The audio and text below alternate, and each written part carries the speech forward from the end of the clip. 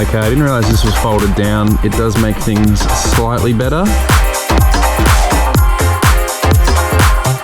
What that does is creates a little drip line.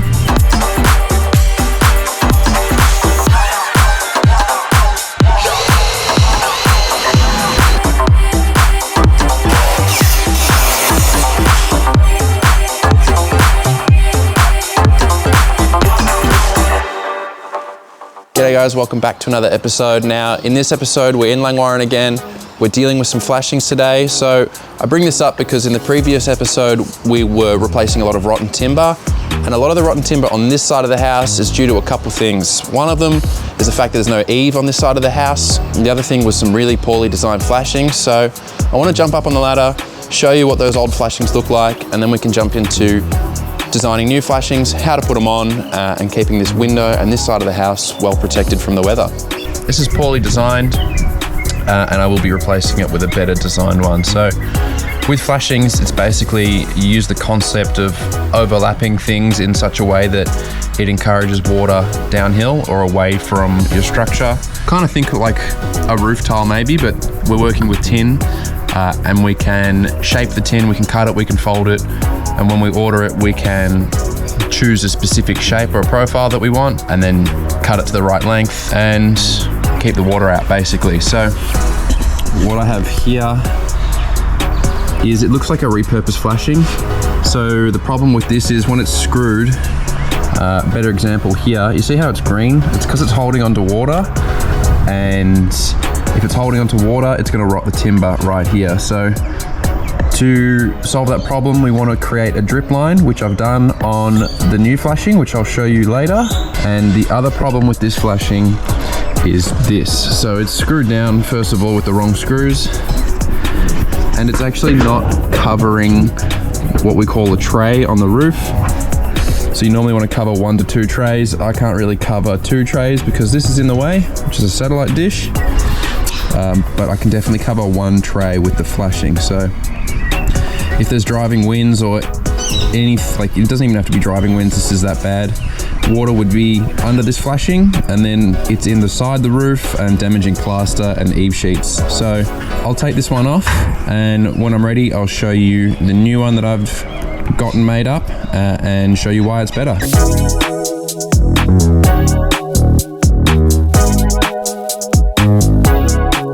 Okay, I didn't realize this was folded down. It does make things slightly better, but still not good, because it's not hard to see with this flashing gone. Any water that comes off the roof could have blown under the flashing down here, and then it's kind of inside the framing, inside the walls, all kinds of bad news. So that's the whole point of a good flashing, is to avoid that from happening. Basically, you can get the flashing folded into any kind of shape you like, and you get that to any length you like. And then once it's delivered, it's up to you to cut it further and create any other folds. I won't confuse you too much with that, but this is the shape I've gone with. So this will cover one of the roofing trays. That's the top. That comes down the face. And then this little squash fold return, what that does is creates a little drip line, and that stops the water from sticking to the timber via surface tension, and it actually creates this kind of sharp point which encourages the water to drip off and drip away from the timber fascia. I do have these special pliers here. These help grab the metal and bend it to a nice sharp straight line. That is kind of one specialty thing you'll need for flashings, but I'm not trying to make this too much of a tutorial about how to do flashings, but more about just taking this opportunity to show you the difference between a bad flashing and a good flashing and why we use them. I'll go grab those flashings, bring them up, put them on, and just show you what I've done.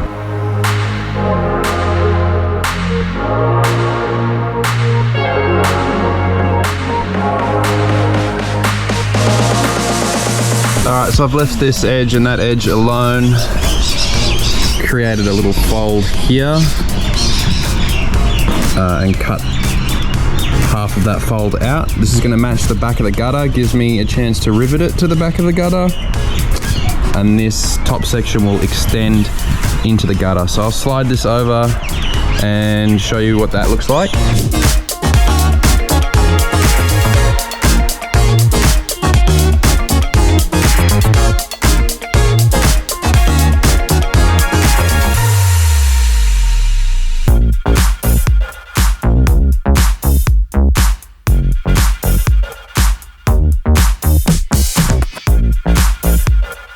Here's a good angle of what we've done here. We've covered the tray. So any water that lands on here is going to end up either in the tray or off the edge. And you can see this flashing here is tucked up underneath this one. So by the time we screw it all together, the water will shed off and there's no way it can come back in and end up anywhere we don't want it.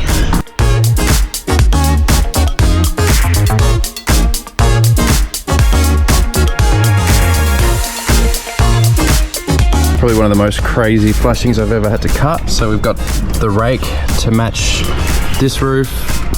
This other roof is an extension, so we've got all kinds of cuts and folds at different spots and then overlaps on the top. And it's all that messy because this corner's already messy with this extension roof crashing into the original roof. And I'm not about to redo all of this, so I'm just gonna have to work with it.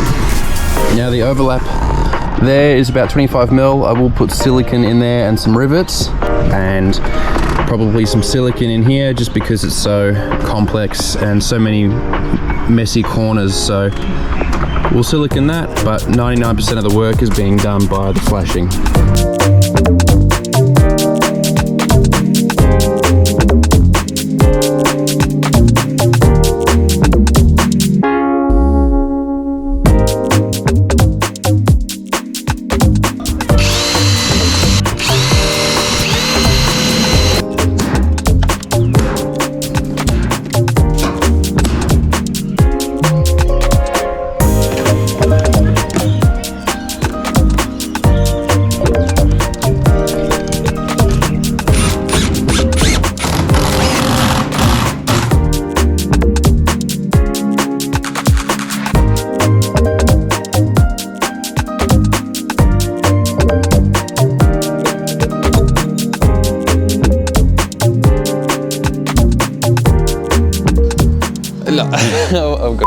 Alright, that's pretty much it for this quick little video on flashings. Now, keep in mind, it's really important to have a drip line on your flashings, and it's really important to cover at least one roofing tray with your flashings. Now, with all that finished, the window and the fascia are protected now. I'm not going to see any rotting timber so long as the maintenance is kept up with the paint.